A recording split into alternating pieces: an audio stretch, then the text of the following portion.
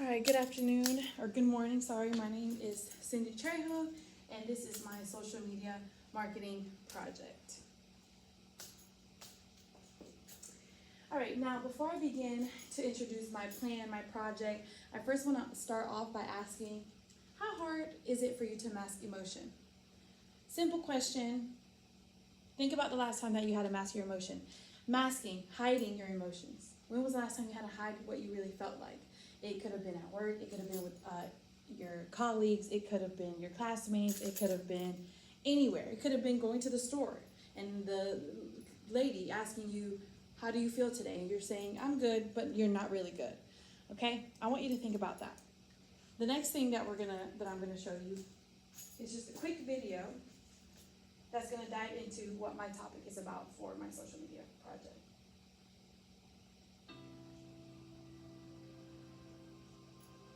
Teachers play a huge role in shaping children's lives, academically, socially, and emotionally. But teaching is known as one of the most stressful occupations. And this high stress is causing teachers to burn out, disengage, and become dissatisfied with their jobs and cause more turnover than ever. Studies estimate that between 30 and 40% of teachers will leave the profession by their 5th year.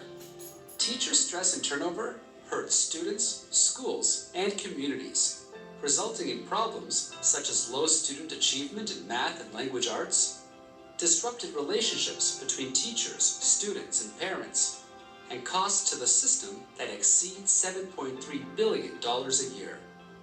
So what causes teacher stress in the first place? Many teachers are reporting that job satisfaction is at an all-time low. The pressure of high-stakes testing and managing difficult students have dramatically increased the cognitive and emotional demands of teachers, leaving them feeling overwhelmed. Teachers cite they often lack effective, inclusive leadership, and they feel powerless because they don't have much say in how the school is run. But there is hope. Now, this is where I step in and I introduce what my plan is. Now, before we dive deep into what my plan is, I want to first talk a little bit about the background of teaching. I think a lot of us know a lot about teaching. We know that teaching is a very stressful job. And the reason why I ask why do we mask emotion is because we do it all the time as teachers. I'm a teacher myself in first grade, so I know that that's something that I do all the time. And being a teacher and being a human at the same time is a very difficult challenge. So imagine how many times you mask in a day, just living your day-to-day life, going shopping, going to work, but doing it with 18 other people while you're doing your stressful job or whatever you're trying to get done, and dealing with so many children, right? So I think that's one of the main things that a lot of adults understand about teaching, that teaching can be very difficult because you're dealing with children and a bunch of them, not just one, a bunch of them. So I'm going to dive into four different points that I have. So teaching started becoming very difficult after COVID, a lot more difficult than it already is. And the reason why is because children were stuck at home. They were not having any interaction with other people. They were not understanding play. A lot of them were just stuck at home using iPads, phones, because parents just didn't know what to do with them anymore. They didn't know how to keep them distracted, so a lot of them were staying at home and just doing stuff like that, watching TV a lot. There was no structure. So a lot of the things that we have noticed after COVID is that when they came to school, we were noticing that a lot of the things that we were dealing with wasn't academic anymore. It was a lot more behavioral. Okay? And then another thing, like I said, student behaviors, we have also had to have trainings on dealing with behavior, which when I was going to school, that was one of the things that we did learn a lot about, like classroom management, but it wasn't like a huge thing like it is now. A lot of our trainings that we do is learning about emotional regulation, the levels of regulation that we have and what each one means, different skills and techniques that we could use with those students that have behavioral problems. And obviously, leading up to that, a lot of teachers are leaving the profession, and we've heard this from the beginning just because the pay rate is not the best. But this has also increased the amount of teachers that have wanted to leave the profession. I think it has become a very challenging thing just because it leads to all the teacher responsibilities. Not only do we have to do trainings, not only are we dealing with just children throughout the day, but we're having to do trainings, we're having to fill out data, we're doing conferences, we're doing interventions, and we're also data collecting for all 18 students. So teaching what we have to teach, plus the extra help that we have to give to our students, and the additional work that we have to do with parents, and the additional work that we have to do for administration, it's a lot. It's a lot to deal with while also masking what we feel, right? The stress level, and you're dealing with children. So it's not like you can just say, hey, today I'm not in the mood for this. No, you have to show up for them. So that's a little bit about the teaching responsibilities and kind of the background of teaching and what really teaching is. Okay, and that's just going to lead up to how can we help? Well, obviously the rise in teachers leaving the profession is going up.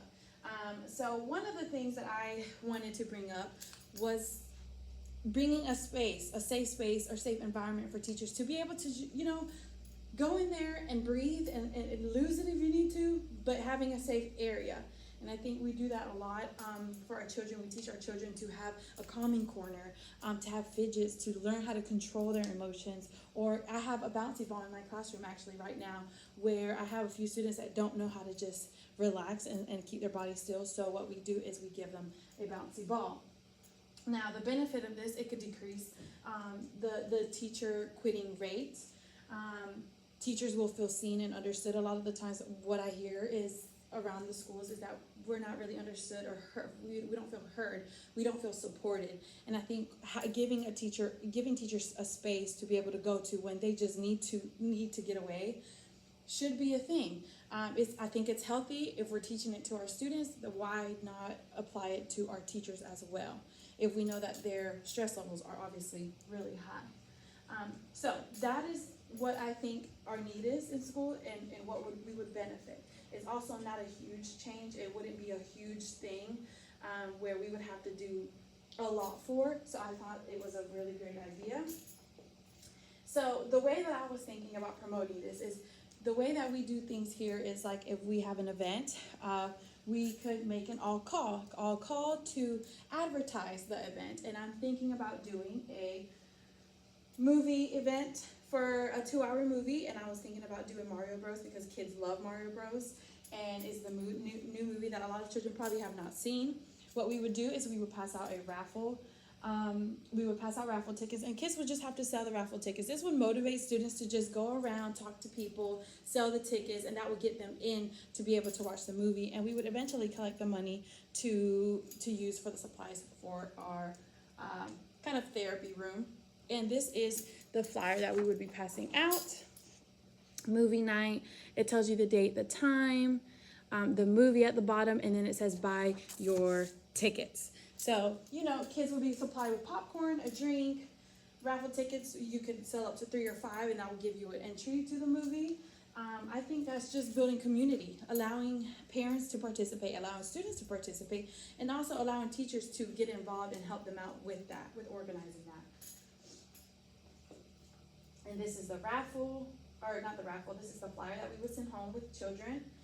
That's a good thing about being a teacher, that you're able to have that printed and give it out to all teachers for all teachers to pass out to their students in their folders. So it would be really easy to distribute.